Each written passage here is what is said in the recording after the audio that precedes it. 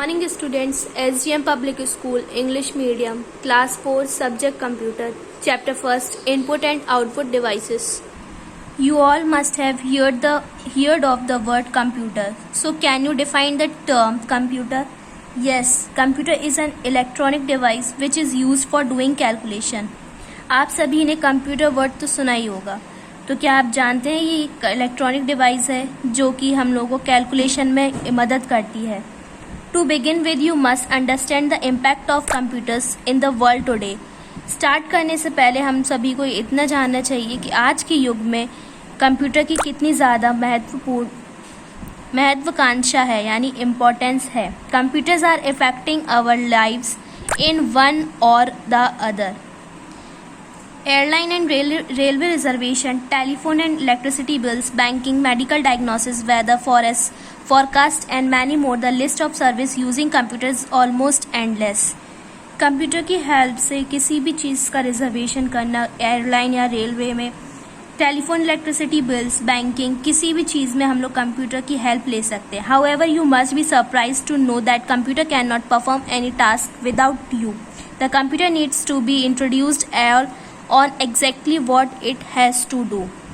हम सभी को ये जानना भी बहुत ज़रूरी है कि कंप्यूटर कोई भी काम हमारे बिना नहीं कर सकता, उसे हमारे इंट्रोडक्शन और हमारी ज़रूरत होती है. We give our data and introduction to the computer. It does the work and gives out the result. The data that we give to the computer is called the input.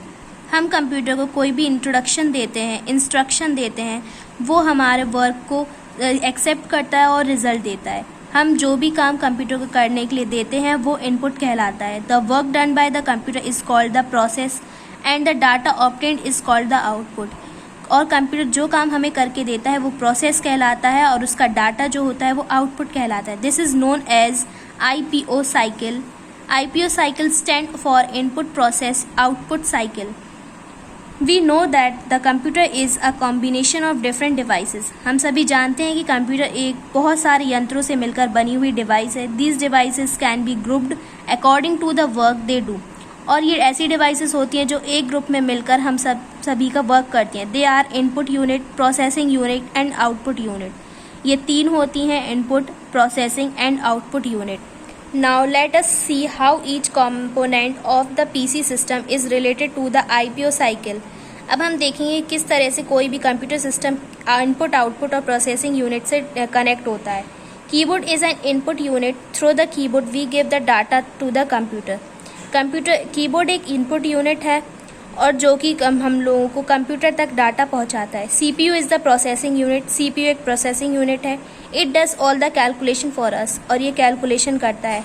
Monitor is an output device. We get the required result displayed on the monitor. Monitor एक output device है और हम सभी लोग उसका result monitor पर show करते हैं.